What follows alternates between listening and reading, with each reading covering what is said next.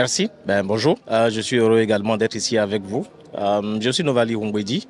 Je suis alumni du CRL Yali Dakar, session 17, donc 2020. Je suis entrepreneur, donc cofondateur et gérant de la startup Digital Farmer. Okay. Je suis également le président du réseau des alumni du Bénin, sur le BYA, Benin Yali Alumni Association. Ok, parfait. Alors, Digital Farmer est une entreprise qui est spécialisée dans l'agritech et la foodtech. Notre vocation est d'utiliser les technologies pour développer des solutions au profit des acteurs du monde agricole et agroalimentaire. Parce qu'on a remarqué assez tôt quand même que l'agriculture est au cœur vraiment du développement de la plupart des pays en Afrique. Mais nos agriculteurs peinent à vivre pleinement de leurs activités pour différentes raisons. D'accord ? Et nous, ayant l'expertise en numérique, en digital, on s'est dit on pourrait associer cela à des compétences en agriculture avec d'autres ingénieurs, agronomes, pour apporter des solutions concrètes, des solutions pratiques à ces acteurs. Nous avons commencé donc par développer une première solution qu'on appelle Aliment Bénin, que nous avons lancée en pleine période Covid en 2020. Cette solution qui aide donc les agriculteurs à faciliter leur accès au marché. Donc c'est une plateforme digitale de promotion et distribution de produits agricoles et agroalimentaires Made in Africa qui nous permet de connecter les producteurs aux consommateurs finaux, non seulement en Afrique, mais de par le monde entier. Et au même moment, nous aidons donc les consommateurs à facilement avoir accès à des produits sains, des produits de qualité, des produits frais et surtout des produits traçables dont l'origine est maîtrisée. Voilà ce que nous faisons depuis 3 ans maintenant et nous travaillons avec plus de 300 producteurs répartis en Afrique.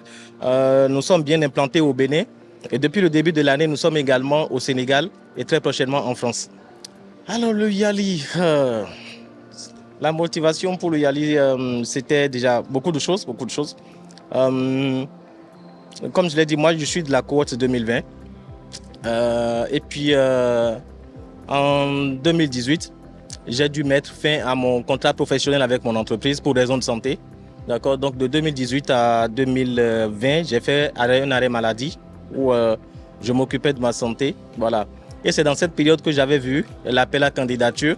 Je me suis dit, ça pourrait être pour moi l'occasion de reprendre mon envol, de donner un nouvel élan à ma carrière professionnelle en faisant la connaissance d'autres jeunes leaders, d'autres jeunes visionnaires d'Afrique et surtout en ayant accès à des compétences en leadership, en entrepreneuriat.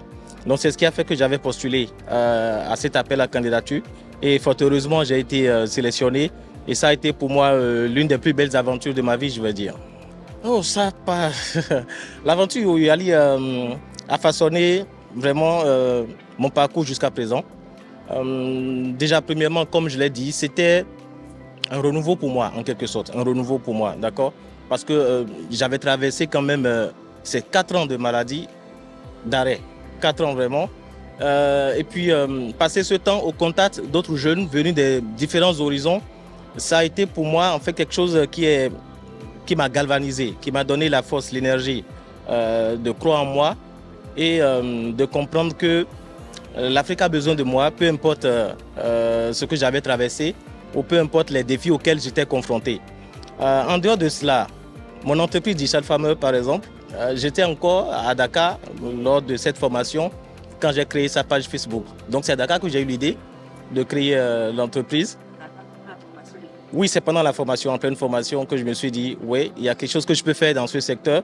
Le problème, ce n'est pas seulement au Bénin qui avait ces difficultés, c'était aussi présent au Sénégal, comme je l'avais remarqué, et donc dans la plupart des pays là-bas.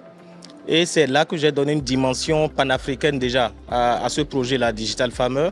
Et là où ça a aussi influencé mon parcours, c'est que le Sénégal est l'un des premiers pays auxquels on a pensé pour faire l'expansion de nos activités. Pourquoi ? Parce que depuis la formation en 2020, presque chaque année, je retournais là-bas.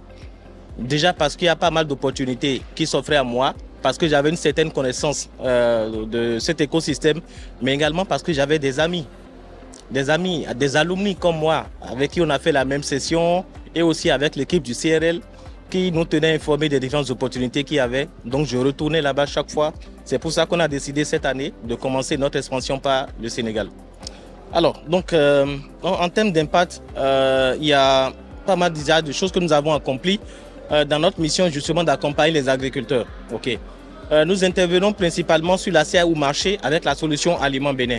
À ce jour, par exemple, nous avons déjà accompagné plus de 300 producteurs que nous avons aidés à faire la promotion de leurs produits et à les distribuer. Ce qui a permis de leur assurer une croissance de plus de 30% de leurs revenus. D'accord. Et ce sont pour la plupart de petits producteurs avec près de 80% de femmes. Donc nous avons aidé ces femmes-là à augmenter leurs revenus, à avoir une meilleure autonomie financière.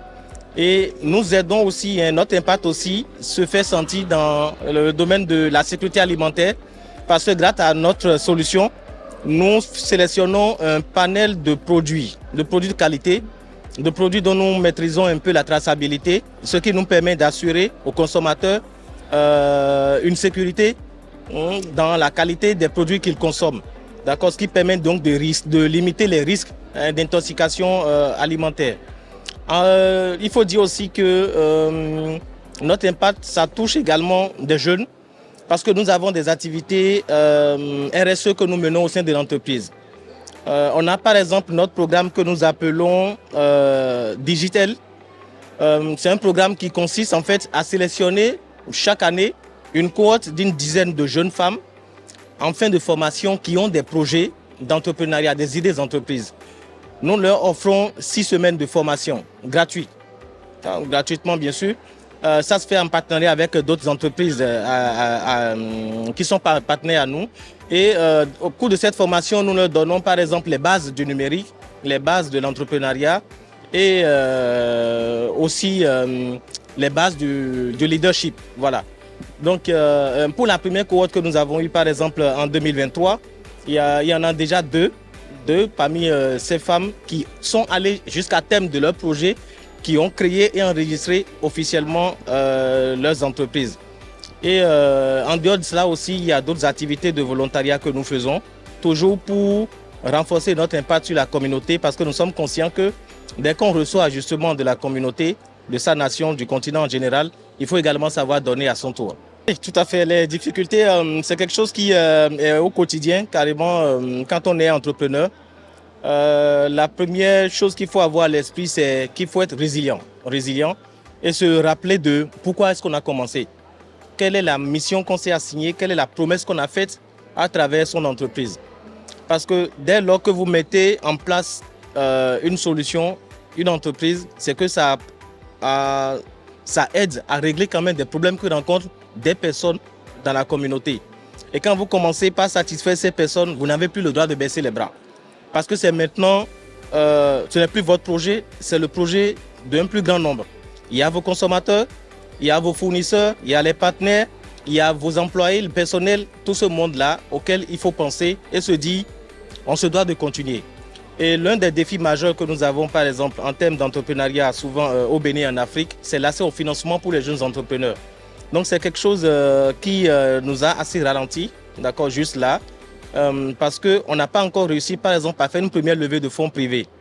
Donc au bout de 3 ans d'activité, nous continuons pas à fonctionner sur fonds propres, donc sur les revenus que nous générons, ce qui n'est pas encore suffisant pour accélérer le rythme de croissance auquel nous pouvons normalement aspirer.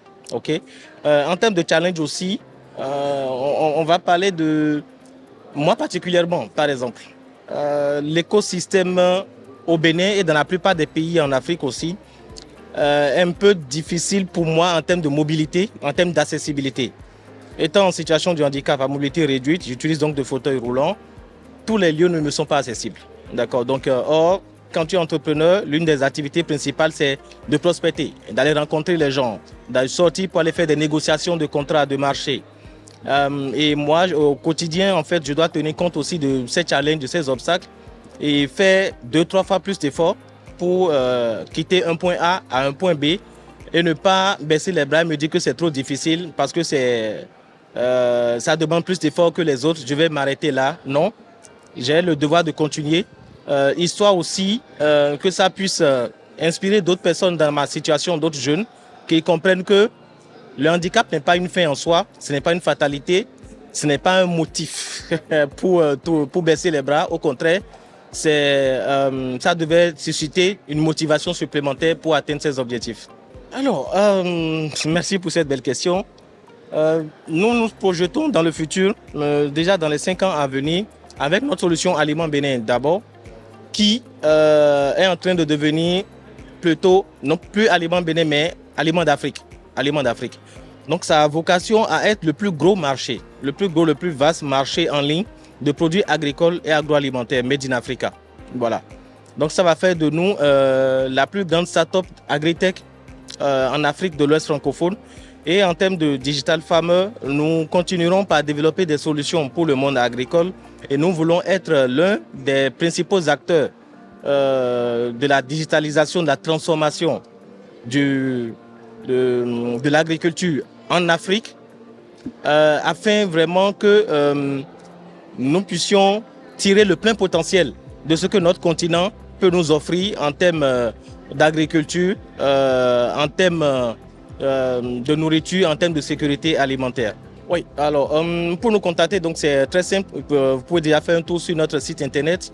Le site internet de l'entreprise Digital Farmer, donc c'est www.digitalfarmer.com ou également visiter notre site internet au niveau de Aliment Bénin sur www.alimentbenin.com.